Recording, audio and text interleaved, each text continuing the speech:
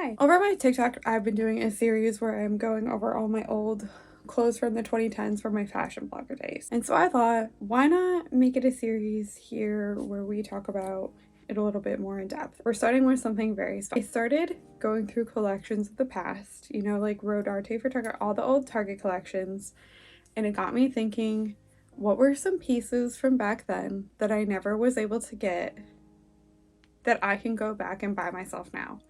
And I was starting to think, I was really sitting there and thinking, all my fashion girlies remember Lanvin for H&M came out in the winter of 2010. Taken it back. I never got a piece from that collection and I was obsessed with it. I was obsessed with it to the point where I had the magazine of the campaign, which I will be finding later in this video. And I went back and searched for the one piece that I really, really wanted from the collection. And I found one on Poshmark. I found one on the entire internet, and it was in my size, new with the tag still. So I knew it was meant to be. So we have a very exciting package to open for the fashion girlies. This one's for the fashion girlies. If you've ever wanted something, you know, can go back and get it now. This is your sign to do it. So I'm gonna unbox this. In the mid 2000s, luxury brands started collaborating with big box retailers in hopes of, you know, getting their name out there and just doing it for the people who couldn't afford the luxury. It started with Luella for Target in 2006. That is the first memory that I have of these collections being a thing, and they just became a thing over time. They did Alexander McQueen for Target. They did Jean Paul Gaultier for Target. They did Missoni for Target, you know, all the big ones. Then H&M discovered that this was making Target quite a bit of money, right? So they decided to launch some competitive collabs of their own, starting with Lanvin for H&M in 2010. It was the first time I remember them ever doing it, and they made a big deal about it. They had all the bloggers at the time wear the collection, and it really put eyes on H&M for doing these collabs to the point where I remember them being so hyped and well beyond when Target's collabs had kind of fallen off and weren't making them as much money and weren't bringing them as many customers. H&M's collaborations, like with Terry Mugler, were still a buzz on the internet.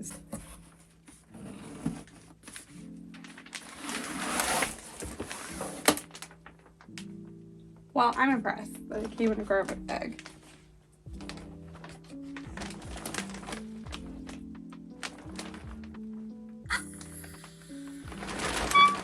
My 20-year-old self is screaming right now.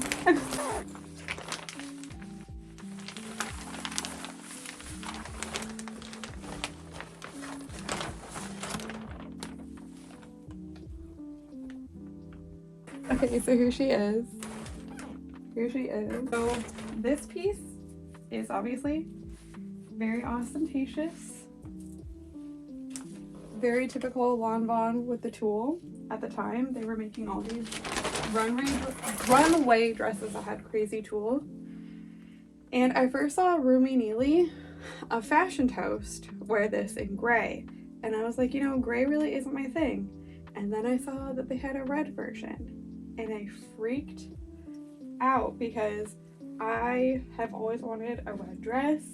Still to this day, don't really have a red dress that speaks to me. Looked up the collection. Okay, it was, first of all, it was sold out. When I saw the price, it was originally $250. Look, it still has a tag. $250. I knew there was no way that me, a broke girl, working at Charlotte Russe, would be able to afford it. So I filed it away in the heartbreak of pieces I missed out on, because every fashion girly knows you have a file in your brain, right, of all the pieces from all the different collections that you've ever seen in your life that you missed out on. And here she is. I'm going to try it on and film. Let's go. Before I get into trying the dress on, I wanted to show you I found this. Okay, so this is the H&M Winter 2010 magazine that I saved because I've had the collection in it. H&M Lanvin, feminine, contemporary, and chicly Parisian. Gray version of the dress over here, right? Beautiful, stunning. And then there she is. Okay, I kept this for years because I dreamed and dreamed of owning a dress from this collection, specifically this one. So let's try her on, okay? I know that this tan part is very controversial. I found since I posted my TikTok wearing it, a lot of people don't like that design choice. It is very Parisian, it's very high fashion, and it's made of silk, complete silk. I like it. A lot of people don't like it. So if you don't like it, zip your lip and keep your opinion to yourself, okay? I'm gonna tie it.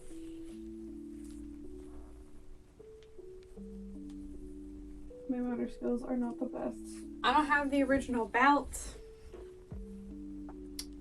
Can you see me way back here? I have to be so far back just to be like full length. So this is not the original belt that came with this. It's one that they supplied, but I'm gonna make sure these ties don't get caught in it. Okay, so you can wear it very avant-garde style with no belt, which is very much like a statement, right? It's very high fashion to not wear it with a belt. But personally, I like this one. She's on. Oh my god.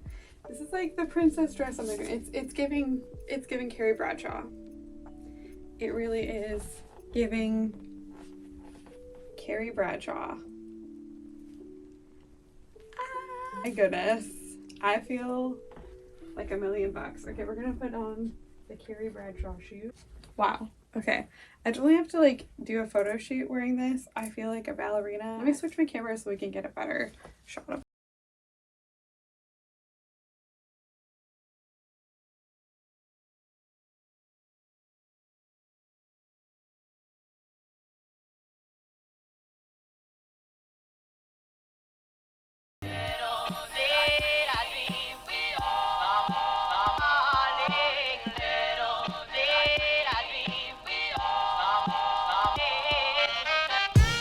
I feel like it needs a necklace, but I'm not going to worry about that now. This is just about the dress. So if you really enjoyed this, if you really enjoyed me like talking about old fashioned stuff and want to see more videos like this, let me know. Thank you so much for watching, and